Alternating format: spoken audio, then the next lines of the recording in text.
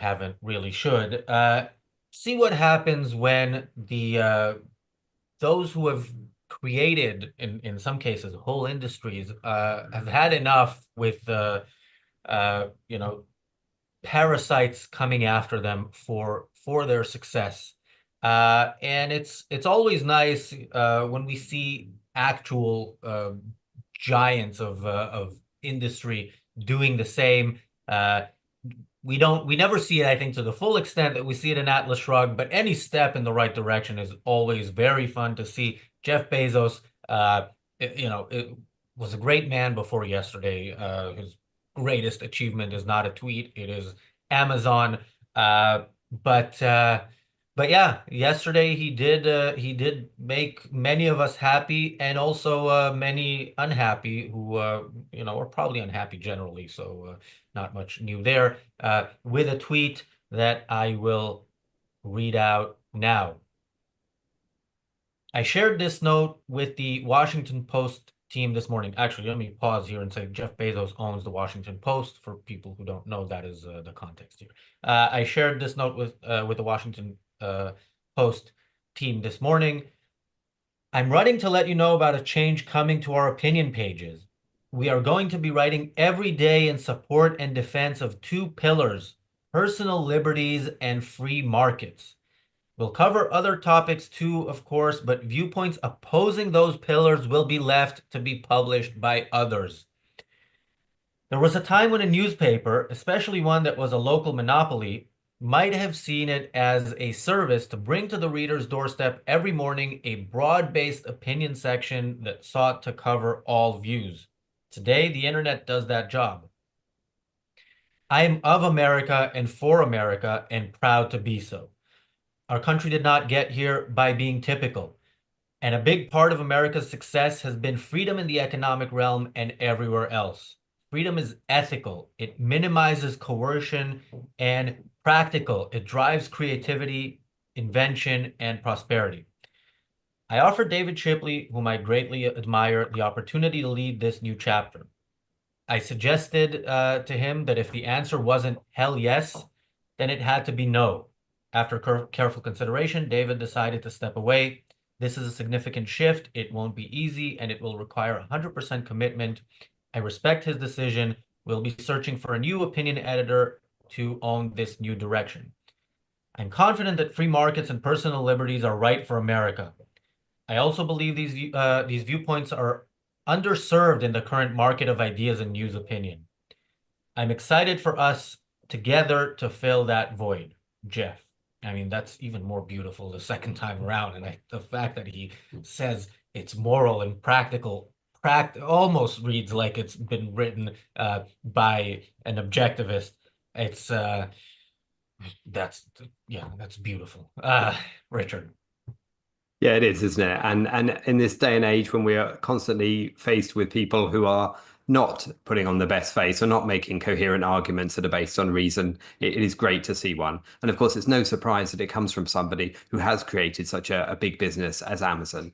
I think the way that many people look at things is that persecuted minorities should fight back. But of course, they never focus on the persecuted minority that Ayn Rand pointed out, which is that of the businessman, and the fact that he is always having to accept the altruism that's forced upon him. Well, and he doesn't have to. That's the truth of it. And here is a point when a successful businessman is fighting back and saying no. And I think the point that he makes about asking the editor of the comments page whether it's hell yes or no is don't do it begrudgingly, don't do it reluctantly, don't do it if you don't believe in it. I want people who believe in what they're saying here, and he's certainly acting on his own beliefs, and he's laid them out very clearly and rationally. And I think it's absolutely right that he should be supported on the paper that he owns and he runs by people that he's chosen to support the views which he holds. No problem there at all. It's a delight to see. Kind of show what kind of low point our culture has reached when a tweet like this looks like something incredibly on point and incredibly full of hope. This is effectively what life should be in the first place. People should should be sold on the idea of freedom because the outcome of your life should be in your hand, not in somebody else's hands in the first place. And to say that freedom is ethical and practical, yes, it's splendid news in this day and age. But on the other hand, it's also but anyway, goodbye to David. Good luck to him. Hopefully, you never hear from him ever again. And yeah, I'm sure that the other opinion will be published by others because the others take the main file publication in the United States: New York Times, LA Times, USA Today, the Washington sorry, the Wall Street Journal, and were left out. Well, the Weibo, of course. Um, Take for example the New York Times tends massively to the left, so I'm sure we're not going to hear the end of the lefty viewpoint. The USA Today, for example, even is the only one I think that endorsed Kamala Harris. So it goes to show again what kind of lean they've got. And funny enough, the LA Times, owned by another South African billionaire out there, um, is is going through a process of changing of the editorial line, the editorial staff. The guy, the owner, what's his name, Soon Shong, Patrick Shong, decided to sack, first of all, not to come out in favor of Kamala Harris during the election, and then decided to change the editorial staff in order to represent a more unbiased position. Well, a bit too late, isn't it? But anyway, good luck to him. And but yeah, going back to the Bezos thing, it's like if this is the effect of having the orange man in the White House again, well welcomed. If people are beginning to come out of the woodwork and say, I'm proud to be American, which is something that until a few months ago would have made them look stupid and certain they would never have had the guts to say something like that.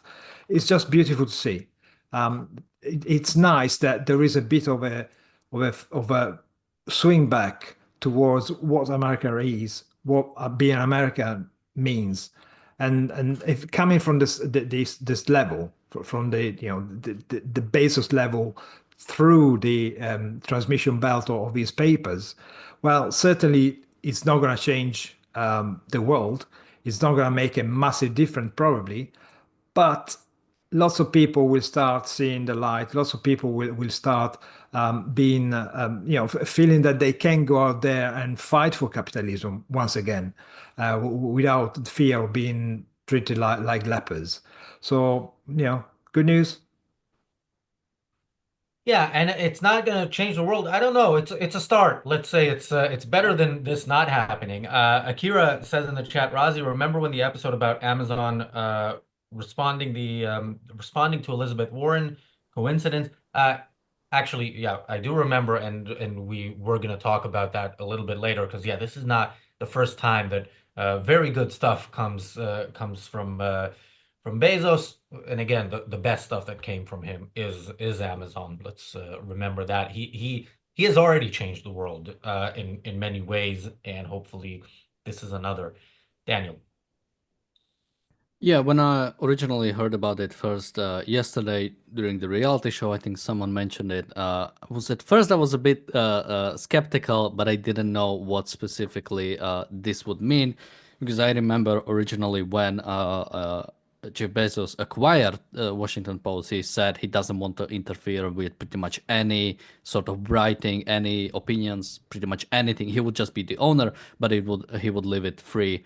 So this is a bit step away from this, which started a bit earlier, even before the election. If people remember, Washington Post usually endorses a presidential candidate, and Jeff Bezos wanted to stop it. Now, the people there pretty much really stood up against that decision. Now Jeff Bezos is going even a bit further. Now, reading the tweet, it's incredible. That I always try to sort of start with the negatives first and then sort of move on. But like it's in my notes, I have nothing wrong, good shit, let's go. So there is really nothing to really point out. I think Razi mentioned this could have been written by objectives, and it is very close. Like calling, like if an objective is wrote is like using the words like freedom is ethical, minimizing coercion, practicality, driving creativity, invention, and prosperity. This is really great. So really good sort of direction. I think I do like even the way Jeff Bezos is going about it, because you do not want Marx to write your sort of the benefits of capitalism. You want Ayn Rand to write the benefits of capitalism. And now I don't know much about this who used to be the editor, and we don't know who's gonna be the editor. But yeah, if it's not someone who is really enthusiastic about this, because this is going to be unique. Now we'll have to see what this would mean in practice. But you really need someone who is behind these ideas, who understands it correctly, because even when it comes to capitalism, the biggest problem capitalism has is its defenders, and the fact that many people do not understand what capitalism really is. And to have someone who is not fully in, and who even doesn't have the understanding of what is capitalism and what is proper, would I think be more hurtful. So good luck towards this. This is going to be this is great to see. And yeah, let's hope for the best. I can only, and I do like some things from the Washington Post. They have a YouTube channel, or they have like a separate YouTube channel where there is one guy who like explains a lot of stuff. He looks like J.D. Vance, and it's good stuff. So I do enjoy some stuff from the Washington Post. And if they start writing really good opinions, that's I'm looking forward to it. Do you like Is it this because good he time? looks like JD Vance, or What? do you like it because he looks like JD Vance? I'm not It's quite. just funny because you have like a vice president like vice president criticizing. It's just a funny juxtaposition. Marco, you were saying something. I was wondering, is this a good time to tell Jeff, if he's watching? I'm sure he is. That we're free. We're quite happy to provide consultancy for free. So, get in touch. Well, we did our episode on Washington Post about 4 weeks ago about that. Oh, I think it was or not opinion, but like a short article, which was about the Palestinian prisoners who were released, and it was a bunch of terrorists, and it was viewed as like a negative thing that they were in Israeli jails. So maybe Jeff Yeah, Bezos maybe not watched just that. the editorial pages need to change, but again, this is a great moment. Roland, thank you for the super chat. Roland says thanks, Jeff. On behalf of Jeff, you're welcome. And Ori says, I wouldn't say the Wall Street Journal tends left. They're solid. Was that what you were saying, Marco? Because I agree with Ori on this. The Wall Street Journal is one of the better Well, papers. well, it's not that it leans heavily left, but certainly it's a little bit of bias. You see from the reaction of these people already. I mean, generally, the, the problem is that these journalists, especially the lefty one, think that wherever they work, it's theirs by right. So it's very hard to kind of make them understand what property is. But no, it's not incredibly lefty. It certainly is not the New York Times, and yeah, that's for sure. Not by a long shot. I think it's much better. I mean, look, I also think a newspaper could be much better than what the Wall Street Journal is, but I don't know many such papers. Thank you, Jonathan, for the super chat. Jonathan says more Alex. Well, if we have more Alex, we'll get fewer more Alex super chats. So it's a problematic choice there. But yes, Alex was on yesterday and will be back soon. Thank you, Akira, for the super chat. Akira says, "Say my name is Jeff, Daniel." That's I think that's if you look at the super chat pricing, that's a bit more than that. But yeah, Daniel will go soon. And also, yeah, there was this, objectivists, when they like recommend a book often to other objectivists, they'll say something like, well, it's not an objectivist book, but and yeah, like you can read a book about business or personal development or something and see words like, oh, you sacrifice and then you get to your goal, and you can kind of get annoyed and continue and get lots of value from that. Here, you don't even see something like that. This is so yeah, within the world we live in and within the kind of stuff we see, this is something to celebrate. I'd also say, because some of the stuff I've seen is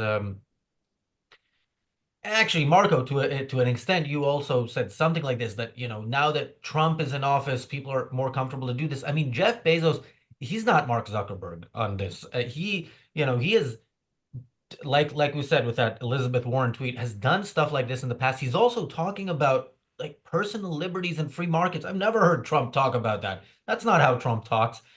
Even when he says something, that sounds like he's going to deregulate or whatever, he doesn't talk about. He doesn't use words like free market and individual liberty. So I, yeah, I think this is maybe not celebrated enough in terms of what a moment it is in the culture, because yeah, there's going to be a real shift in one of the major papers in the US, and one of the richest people alive has had enough of paying for his own destruction, as the title says. So yeah, let's celebrate this.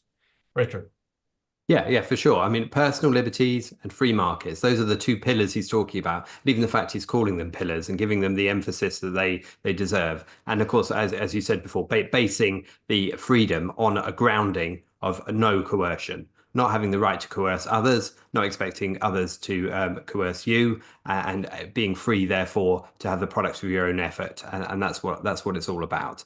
I think there's another aspect to this, which is interesting, because he talks about other people being left to be alternative opinions being left to be published by others.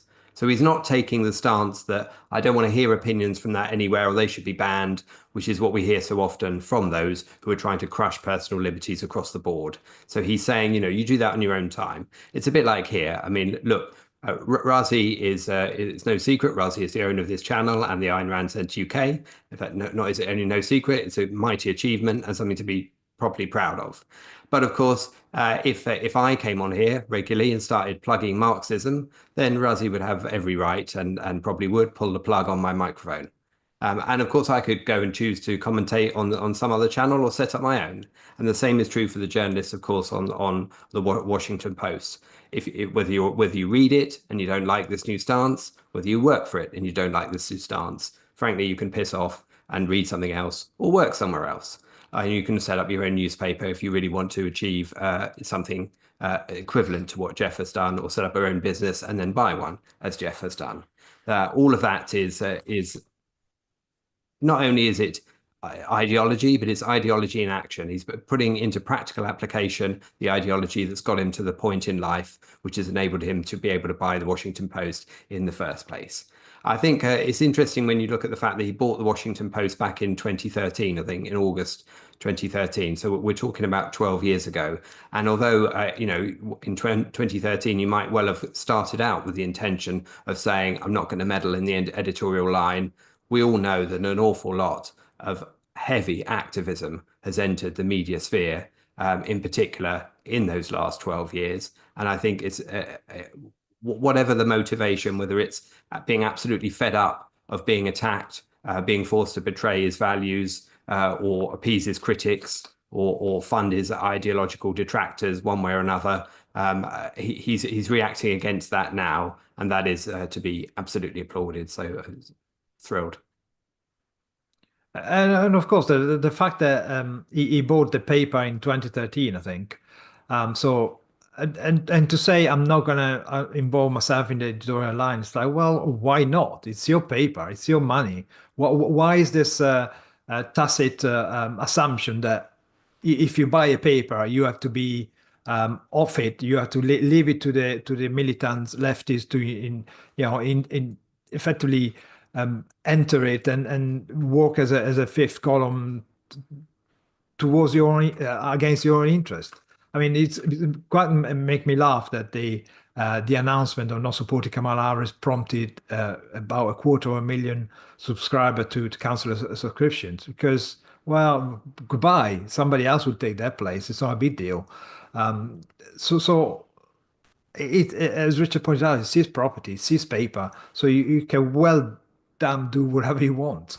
But there is this assumption that because a company is private, because the guy is such a billionaire, he is expected to sacrifice his own interests in order to, for what? For the other side. That's the kind of stupidity of altruism that we are subjected to. Somebody has to sacrifice themselves for the good of all the people who don't have enough as much money as he, or do not have the chance to put out their view, and effectively exploit his means, exploit what he provides with his work, with his money, in order to bash him on the head and bash all the other people like him on the head. So again, good for him. But on the other hand, he's the owner, so he could have well done that. Well, 2013. El Rito, thank you for the super chat. This is our second super chat on this show in Mexican pesos. So we might change the title of the episode to Jeff Bezos. But El Rito says, billionaires are out of touch with the impact of how they make their money. A healthy society is one praising their scientists and good ideas, not the next iPhone or fast delivery. My name is Jeff. I'm going to disagree with you. Obviously, fully agree with your decision to send us in a super chat, but disagree with the content. All of the above. I mean, it's not either or, and it's a great thing that people create different things and have different areas of interest and different areas of innovation. That's so yeah. It's Jeff Bezos going and creating Amazon does not prevent somebody else going and innovating in a different field. Daniel. My name is Jeff, and with that, I think there is a case for sort of a certain amount of journalistic independence, I guess. We had the exact same thing in Slovakia, where one of the biggest papers, and one of the best papers, even honestly, was owned by an investment company that was in a corruption scandal. And that's a weird situation to be in when, you are supposed to write about the biggest corruption scandal and it's someone who directly owns you. There is a certain sort of... there is a name for it, like a conflict of interest. Now, that is basically... you will always sort of have that because every newspaper has to be owned by someone. There's always a company that owns it, unless it's sort of like fully independent in that it's completely funded by its subscription, by its people, which again was the case in Slovakia, where because of the corruption scandal, there was a separate newspaper funded that is completely funded by its readers, which is also pretty good. So I think there is a certain amount of sort of, I think I can understand why when he originally bought it in 2013, he basically wanted to sort of, you can pretty much do whatever you want, or maybe not necessarily do whatever you want, but they do not want to like get involved. And even now he's saying, I do not want to really get involved. He's just saying he's gonna get a different editor and he would like to see his paper sort of going in a better direction, or sort of in a direction that more closely aligns with his ideas. Now, to see in practice, we'll have to sort of see. I guess the idea of a conflict of interest is simply just always going to be there. And this is not sort of exclusive to Washington Post. Every paper is owned by someone. Every paper sort of will have a certain amount of conflict of interest. And yeah, so when it comes to even sort of fulfilling this journalistic independence, I think you can still achieve it by basically, if you really do not like what your papers are writing, the thing to do is not to sort of force them to write different things. It's to change the people. Maybe there is a more fundamental issue, and this is what he pretty much decided to do. So that's why I cannot even. That was basically my original sort of worry yesterday. Is if the sort of direction he took was basically just say everybody has to be free market now that writes for my newspaper, but it's more of a certain sections he want to be he want to sort of both celebrate and advocate for the ideas that he thinks made his company great and America great. He considers himself American, as he should be, and he is proud of it, and he wants his newspaper sort of to reflect that. So yeah, I love to see it, and I'm looking forward to it. Yeah, and again, like he says, if you want to see the opinions like Jeff Bezos has no right to his hard-earned money, billionaires shouldn't exist, and so on, you can still see that. That's still a thing in America. It's just Jeff Bezos himself is not going to pay for that to be published, which sounds like a very reasonable idea. Thank you, Equal to Reality, for being a member for 34 months. Equal to Reality says, I'm glad some billionaires are starting to stand up for themselves, even if they should have done it sooner. Yes, it's I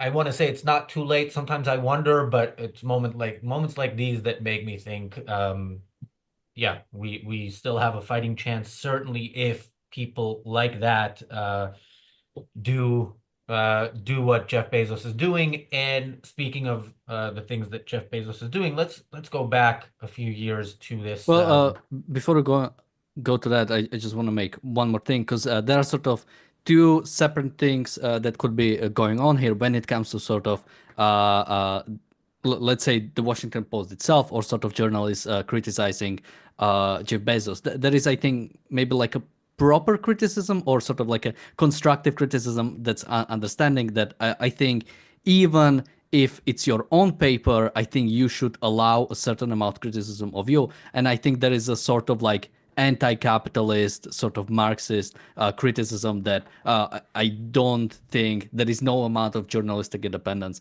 that I think I would like require of Jeff Bezos to allow on his thing. Similar on our own channel, I think there is a fair criticism, and there is a sort of criticism that I don't really care for, and I would go even as far as to ban. Yeah. And also there's trolling, which is often just entertaining, and then that's the only reason why we read it, but we don't owe the trolls anything, although they sometimes seem to think that we do. So yeah, people who have found this channel recently might not know that before October 7th, the Daily Objective was a weekday show. It was off on Saturdays and Sundays. And the first time we made an exception to that rule was over a tweet on a Friday from Amazon News, in part because we were worried that this may have been somebody, some social media person tweeting of their own accord, and would have been fired by Monday. So we wanted to celebrate it as soon as possible. We did an episode, Daniel, I don't know if you can easily find it, but it was I believe it was me, Rucka, and Greg Salmieri on that show. This is the Twitter exchange. This is Elizabeth Warren tweeting with a video, for nearly 5-minute video of her, but the text goes, giant corporations like Amazon report huge profits to their shareholders, but they exploit loopholes in tax havens to pay close to nothing in taxes. That's just not right. And it's why I'll be introducing a bill to make the most profitable companies pay a fair share. Whenever anybody, especially a politician, talks about people paying a fair share, they're it's bad things are coming in terms of how they're going to expropriate people's hard-earned money, hard-earned wealth. And Amazon replied with 3 tweets. The first one was one that Senator Warren replied to. So the first of the 3 tweet thread says, you make the tax laws, Senator Warren. We just follow them. If you don't like the laws you've created, by all means, change them. Here are the facts. Amazon has paid billions of dollars in corporate taxes over the past few years alone. Then they continue to elaborate, but Elizabeth Warren's response to that tweet was, I didn't write the loopholes you exploit, Amazon. Your armies of lawyers and lobbyists did. But you bet I'll fight to make you pay your fair share and fight your union busting and fight to break up big tech so you're not powerful enough to heckle senators with snotty tweets, which is terrifying in so many ways. By the way, the union busting is Amazon employees voted on whether or not they want a union. They voted against it. And of course, as we know, if a vote does not go the way the left wants, some foul play is at play. And Amazon responded with this amazing tweet. This is extraordinary and revealing. One of the most powerful politicians in the United States just said she's going to break up an American company so that they can't criticize her anymore. And that is true. That is what she said. She talks about a fight to break up big tech so you're not powerful enough to heckle senators with snotty tweets. Yeah, that is Elizabeth Warren's idea of how the First Amendment works. You have the right to say whatever you want unless it is not something Elizabeth Warren agrees with. Richard, your thoughts on that or anything else? Yeah, no, absolutely. I mean, you've raised Elizabeth Warren, so I guess I have to raise Bernie Sanders, don't I? It's only fair. But Bernie Sanders was commenting on this. He described the Washington Post and what Jeff Bezos was doing with his latest development as being an example of oligarch ownership of the media. And of course, how typical is that? Using the word oligarch in place of businessman, confusing the idea of what an oligarch is, like a Russian oligarch, for example, somebody who via corruption and the exploitation of political pull has ended up with a load of wealth that they've essentially stolen, as opposed to someone like Jeff, who's created a business from scratch. And of course, that's the same fudge that Elizabeth Warren's doing within her piece there, isn't it? That's why all this outrage is cropping up. And it's the outrage not just at the fact that Jeff Bezos is doing this, but the fact that this exists at all. Bernie Sanders and Elizabeth Warren would like there to be no opinion that isn't their opinion. They want to call it a broad range of opinion or whatever, but they mean a broad range of their opinion within the very narrow confines of what they agree with. Whereas what Jeff Bezos is talking and names specifically within this tweet that we're focusing on is the underserved current market of ideas, which doesn't focus on personal liberties and free markets. And that is what he is shining a spotlight on, and that is what riles them up. And it riles them up for a reason, because it is their destroyers ultimately, because they are the ones threatened by this, and they should be, because it is them who exploit those politicians who exploit the businessmen and the real wealth creators of any country, particularly America, and it's no wonder that they come out squawking. I mean, Elizabeth Warren, Bernie Sanders, they are two sitting senators of the United States of America. People who, before they took their seat, swore to uphold the Constitution. There they are, they go against the Constitution, asking for censorship, doing exactly what the federal state is forbidden by the Constitution to do. And how many people are crying about, oh, look at these two fascists, they want to take over the world, they don't respect the Constitution. Nobody does it because partly because they are socialists, so nobody expects anything better from a socialist. So criticizing them is a bit like shooting on the Red Cross. But also because there is this kind of underlying assumption that a billionaire is fair game. They're billionaires, so it's fine to accuse them of whatever you want. It's fine to threaten them. It's fine to go against the law of the land in order to trip them up. And it's fair game if somebody's got money, to take their money because, they got so many billions a day. There's a total inversion of justice. by which the person who doesn't deserve something wants something from somebody who's actually produced that something that they want, and it's just bizarre. And about the payment of taxation, well, if these people, the same as the dumbasses that are right now in the government of the United Kingdom, looked at places like Dubai when there is no personal taxation, looked at places like Singapore, look at places like Ireland itself, where the corporation tax is one among the lowest ones in the world, they would actually see that by making life easy for people who want to work and want to produce, want to create wealth, the politician benefits as well. Ireland is one among the probably one of the few countries in Europe without a deficit. They're not bust. I think they got a deficit to the GDP running in the 60% or something.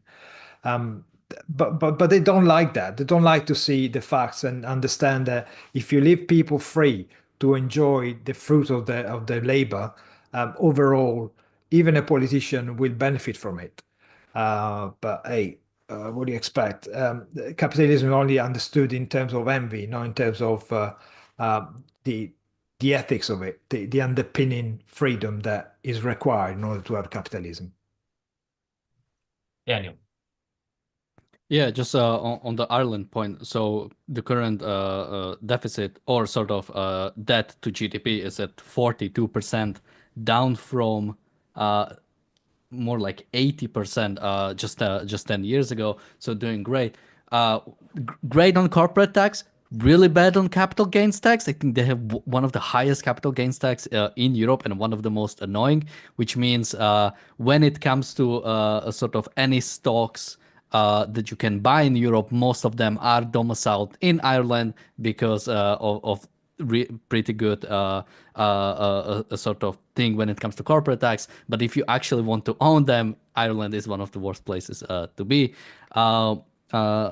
But yeah, sort of going back to Bernie Sanders, I mean, what he is calling for, or whatever system he wants to place, is that system of oligarchs. You cannot have a sort of push, you cannot have or sort of pulling when it comes to sort of forcing the business to do something without some kind of favor back. This is what mixed economy is, or whatever Bernie Sanders wants. It's favors and it's restrictions. So his system is the one that would call for oligarchs. That's what Russia is. It's when you regulate markets so much that there are few individuals, few oligarchs that basically have all the power. And that was one of the more scary things about Amazon is, and it's in one of those tweets, is when they call for the $15 minimum wage. Because Amazon is already doing that. And there is a certain understanding. They know that if it becomes a law, that will get smaller people out of business. And that is sort of maybe like slight going towards oligarchy. But again, it's with the minimum wage that Bernie Sanders is fighting for. It's with more control. It's with more government involvement in economy that creates these oligarchs. If you do not want Jeff Bezos to be an oligarch, make the freest system ever and make it so there are no fallbacks. Make it so that when there is a financial crisis, there is not a single corporation that gets saved. There is not a single thing that gets bailed out. It's when it comes to during the last financial crisis, it was Obama who was bailing out a bunch of companies because there is a certain understanding that we have to save them so the whole economy doesn't fall. But we are in such a bubble-ridden system that there needs to be some companies need to fail, and you need to allow for that. And if you don't, which again is the things that Democrats have often been calling for, you'll get the sort of oligarchy. You get the sort of certain companies are permanently in the system because they are the biggest now. They need to be able to fail as anybody else. That's the sort of a system we are arguing for. No welfare, either for individuals or for big corporations. So yeah, it's Bernie Sanders who is creating the oligarchies that he is supposedly fighting for. And Elizabeth Warren too. She's one of the biggest sort of fighters for it. And when she calls for more taxes, but when she calls for more sort of even taxes on specific big companies, again, it's always screwing the little guy the most. It's screwing out the potential competition to Amazon. Yeah. Thank you, Larry Green, for the super chat. Larry says, especially excellent about Bezos is, he said, freedom is ethical and practical. He gets it. Yeah, I mean, to a very large degree, he does get it. And, it reminds me, Tucker Carlson, long before he was gone from Fox, and we got to know the real Tucker Carlson, the pro-Putin, the pro-Hamas despicable human being that he is. Some of us knew what he was already, even on Fox. And part of it was the way he went after Jeff Bezos, saying that Amazon is exploiting the workers, talking in Marxist language. Now, this is again something I'd point to in the context of okay, it's Trump, so people are now saying this to suck up to Trump, and again, might be somewhat plausible when it comes to Zuckerberg, is not plausible here with this kind of wording, because it's not Trump. It's certainly not Trump style wording. It's not. Some of his supporters are pretty much at least comfortable using Marxist language, as is Tucker Carlson, as is what's his name, Steve Bannon. So yeah, I'd look at this as that. I would say maybe he's less afraid to do it now than he was under Biden, because in part of what we heard from Zuckerberg, how they would get calls from government officials saying remove these posts because they say stuff about COVID that we don't want said, which is which tells you about that kind of attitude. So it could be, yeah, it could be that this was something he was maybe afraid to do before, and it's easy for us to judge him on that when we're not in his position. But yeah, good to see this. Again, we can say it's too late, or it would have been nice to hear it sooner, but we're hearing it, and it still comes as something unexpected and something to be celebrated. Richard. Yeah, and I think what I find notable is the way in which he's been attacked is not on the arguments. It's not on the ethical and the practical being the same thing. It's not on the evil of coercion and why it forms the root of the system they promote, and minimizing coercion is the root of capitalism and laissez-faire capitalism that Jeff Bezos is promoting.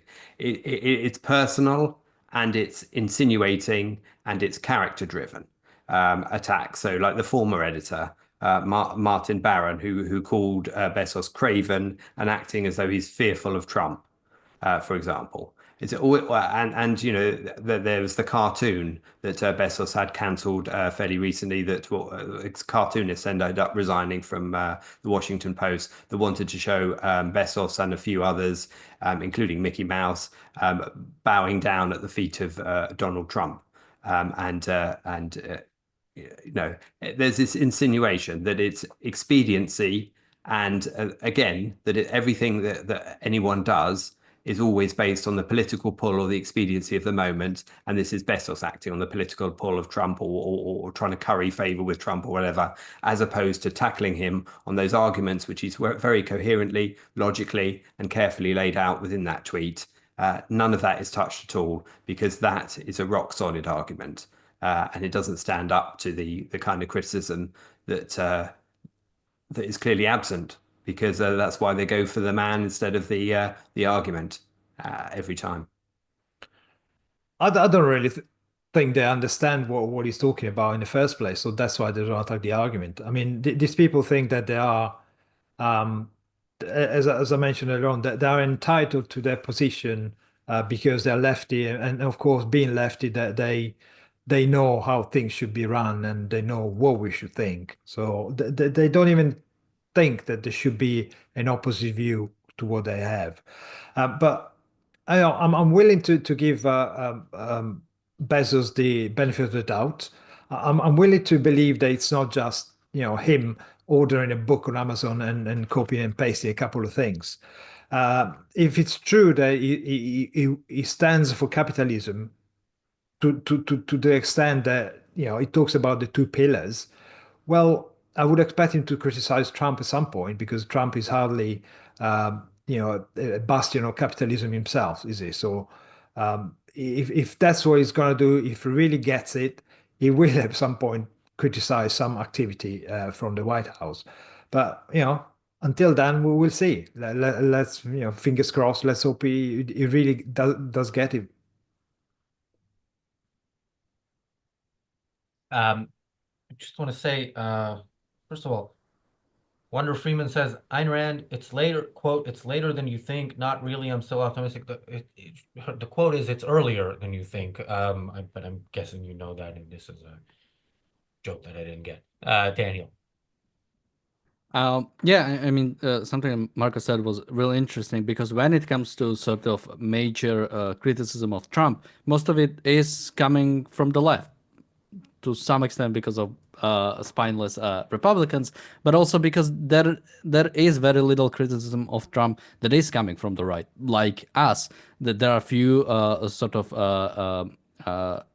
of even Twitter pages. I think there is one Republicans against Trump, but even that one is not really providing the sort of principled problem with Trump. I think from the right perspective.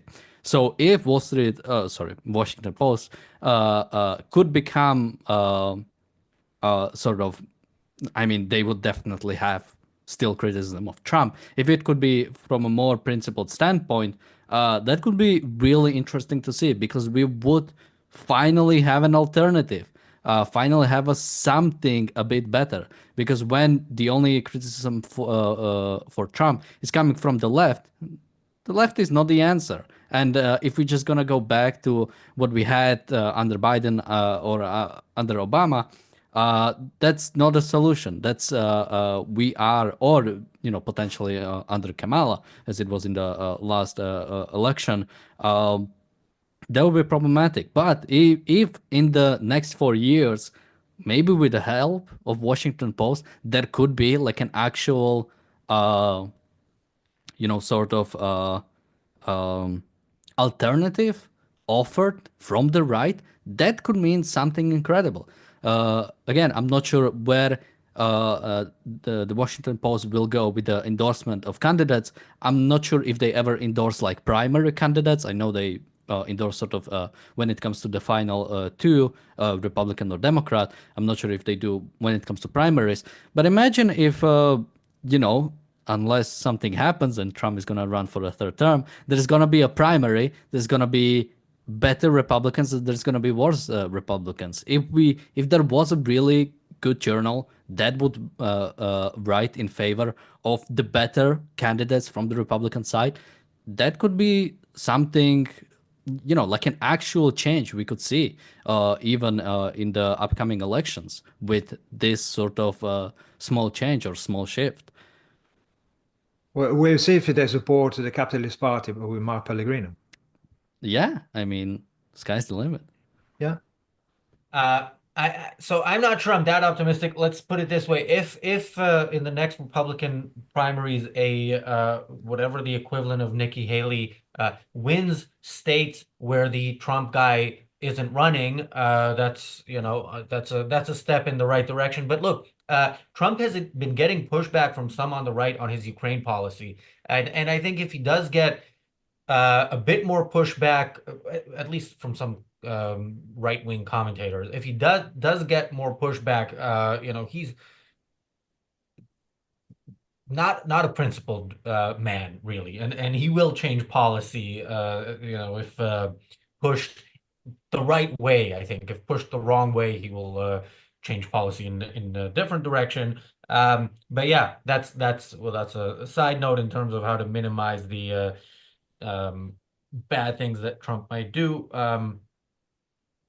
Corey says during tough times, liberal ideology fails. We need more conservative ideology. No, we need more pro-freedom ideology, which conservatism is not. Um, and you know, I guess this goes back to the Elizabeth Warren topic and kind of much of the pushback on this from the left. There was a conservative meme I used to see around when is Blue Sky, is that the X for leftists?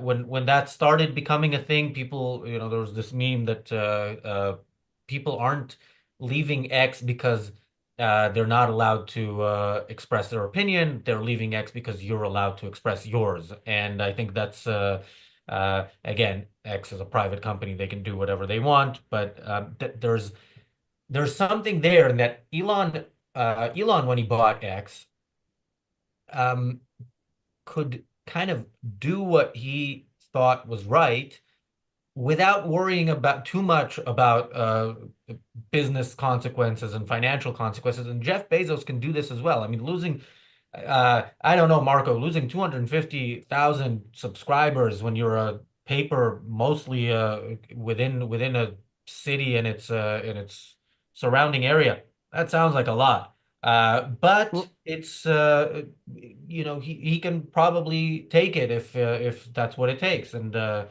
some people won't cancel their subscriptions, and yeah, some people will subscribe. Although DC is a very very left wing area, so I don't know if you can easily make up that kind of loss.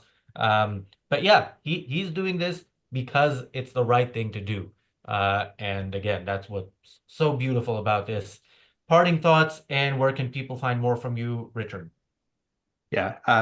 And when people talk about the loss of 250,000 subscribers, this is a classic in journalistic technique, isn't it? They always talk in the wake of something about a loss, same as a loss of a share price or the loss of you know, a load of money on a particular business. But they never talk about how quickly that's built up again, how quickly other people replace the you know, the subscribers for different reasons and for better reasons. I think one thing I wanted to say to finish up is that the word billionaires often blinds people rather too much. This isn't about billionaires. It's about you. It's about you, the individual, and not empowering your own exploiters in every day of your life in every way possible. It's about celebrating your own achievements, not allowing yourself to be vilified for them. And that's you know, that's the lesson that I think everyone should take from this, because it's you know, the important thing is that your own productive effort is a virtue, and you should celebrate it, not be ashamed of it, and not expect some parasites and leeches somewhere else to be fed because you're productive. Um, so this is good stuff. We need to hear more of it, and hopefully we will. And whatever the reason, I'll take the fact that we're hearing a coherent argument from a person who's done something, not just talked about it, and that gives extra weight to what he's saying. Yeah, absolutely. It's good news. Hopefully, it's going to inspire more people to go down the right route. But then again, you know, I'm skeptical about the motive, because the guy could have actually done it, could have taken the hit. It's good that he is ignoring the quarter of a million subscription gone, because that shouldn't be the goal. If it's the right thing, you should take the hit. But we could have done it earlier on, rather than paying for people to effectively crap all over him, just because in that way you would appease the other administration. But well, whatever, we'll see, we'll see. You know, so far so good. And there was one point I was going to make, which I stopped myself from making this entire episode, which was bringing up the character of Gail Wynand from The Fountainhead, who owns a newspaper. Now, I'm not bringing it up because it would be a horrible spoiler, and I just urge everybody to read The Fountainhead and see for yourself exactly what owning a newspaper can mean, and what kind of character is necessary, and what kind of moral dilemmas are involved in it. Because there's an awful lot of material in there that would be relevant to this, but I don't want to spoil what is a superb book and you should all read. And where can people find more from you? You can always check out the Briefly Objective, the sister channel to this, with short form material based on the conversations on these channels with added visual material. So please check out that. That's in the description below where it says for shorter content, click here. So please like, subscribe, and watch as many of those as possible. Daniel, parting thoughts, and where can people find more from you? Well, I don't know how much anybody is watching the stock market, but Tesla has been doing pretty bad. If we could get it a bit worse, I wouldn't be opposed to it. I think Jeff Bezos deserves the place of the richest man in the world, and I think that spot is currently occupied by someone not, I think, as great or as comparable. He also has not to forget, Jeff Bezos also has a space company, so I think we can go behind Blue Origin a bit more. But yeah, best of luck to him. This is an incredible move, and yeah, I'm really looking forward to see what this would really mean, or how much would really change. I mean, the biggest change is going to be from the change of the editor. So we'll probably talk about this again, depending on who is going to be. Someone, I think Bonnie in the chat mentioned Barry Weiss. I don't follow Barry Weiss that closely. I don't know how she is when it comes to sort of capitalism and free markets, how much she writes about that. But yeah, what was she originally writing for? New York Times. Oh, close one. Where can people find more from you? My YouTube channel, Damned Dan. Bonnie says in the chat, Zelensky should stand up tall in his t-shirt and make Trump look like the buffoon he is. Well, whether or not that happens, tomorrow's topic is Zelensky's visit to Washington on the reality show on the Daily Objective. We will talk about how Biden was funding Hamas after October 7th. Look, if you want to see left-wing ideas out there, you're subscribed to the Washington Post, you probably will be canceling your subscription and taking your money elsewhere. And as we always say, if you value what we do here, and only if you value what we do here, consider supporting us. Of course, you can get our content seen by more people by just commenting, liking, sharing, and subscribing if you're not subscribed. You can also help us financially by becoming a member and then getting access to many, many different perks. And as Jeff Bezos says, if you're interested in other views, there are other places to hear that, and you can support those other causes. But we think you'd be wrong, and we will continue doing our thing. We'll be back here tomorrow with the Daily Objective and the reality show. Thanks, guys, for joining me. Thanks, everybody, for watching. We'll see you tomorrow. Bye.